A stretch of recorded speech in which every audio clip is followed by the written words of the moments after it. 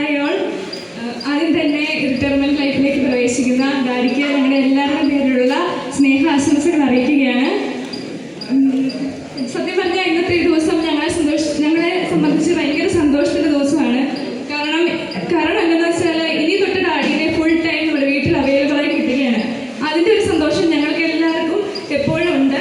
പിന്നെ പലരും ഇങ്ങനെ ഡാഡിനെ പറ്റി പറഞ്ഞ് കേട്ടിട്ടുണ്ട്, ഡാഡിനെ കണ്ടാൽ റിട്ടയർ ആയെന്ന് പറയില്ല, തോന്നില്ല എന്നൊക്കെ.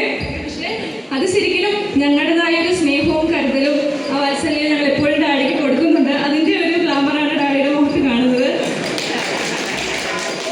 പിന്നെ ഡാഡിക്ക് ചെയ്യാൻ ഏറ്റവും ഇഷ്ടമുള്ള ഒരു കാര്യം, അത് ഇവിടെ നിൽക്കുന്ന ഓരോരുത്തർക്കും അറിയാമായിരിക്കും അതെന്താന്നുള്ളത്. അത് മറ്റൊന്നുമല്ല, ടൂർ പോകുന്ന കാര്യമാണ്. എനിക്ക് ടൂർ പോകുന്നത് ഭയങ്കര ഇഷ്ടമുള്ള കാര്യമാണ്. ടൂർ എന്ന് പറയുമ്പോൾ തന്നെ ഇപ്പം തന്നെ മുഖത്ത് ചിരി വിടുന്നത് കണ്ടോ നിങ്ങൾ ശ്രദ്ധിച്ചാൽ മനസ്സിലാവും. ഇപ്പം ഈ ഒരു റിട്ടയർമെൻറ്റ് ഫംഗ്ഷൻ്റെ ഇടയ്ക്ക് പോലും ഡാഡി അടുത്തൊരു ടൂർ പ്ലാൻ ചെയ്ത് വെച്ചിട്ടുണ്ട്. അപ്പം തീർച്ചയായിട്ടും ഡാഡിയുടെ റിട്ടയർമെൻറ്റ് ലൈഫിൽ ഒത്തിരിയധികം വർഷങ്ങൾ ഡാഡിക്ക് പുതിയ പുതിയ സ്ഥലങ്ങൾ കാണാനും അതുപോലെ തന്നെ പുതിയ പുതിയ യാത്രകൾ ചെയ്യാനും ഡാഡിക്ക് പറ്റട്ടെ എന്ന് ആശംസിക്കുകയാണ്.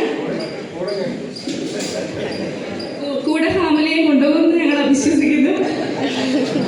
പിന്നെ ഡാഡി ഒരു ടീച്ചർ എന്ന നിലയിൽ പലരും വിചാരിക്കും, അതായത് ഞങ്ങളുടെ പഠിത്തത്തിൻ്റെ കാര്യത്തിൽ ഭയങ്കരമായിട്ടും ഡാഡി ശ്രദ്ധിച്ചിരുന്നതല്ല, ഭയങ്കര കൺസേൺഡ് ആയിരുന്നു. എപ്പോഴും പഠിച്ചു തീർന്നോ എന്നൊക്കെ എപ്പോഴും ചോദിക്കുന്നു. പക്ഷേ സത്യം പറയാനോ ഡാഡി അങ്ങനെ ഒരു സ്ട്രെസ് ഞങ്ങളുടെ പഠിത്തത്തിൽ തന്നിട്ടില്ല.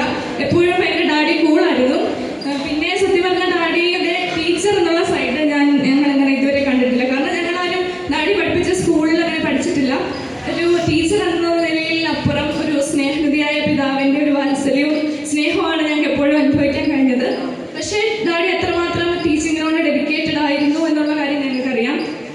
കാരണം പലപ്പോഴും ഡാഡി രാവിലെയൊക്കെ എണീറ്റ് പഠിക്കുകയും അതുപോലെ തന്നെ നോട്ട്സ് ഒക്കെ പ്രിപ്പയർ ഒക്കെ ചെയ്ത് ഞങ്ങൾ കണ്ടിട്ടുണ്ട്. അപ്പോൾ തീർച്ചയായിട്ടും അത് ഞങ്ങൾക്ക് ഒരു മാതൃക തന്നെയാണ്.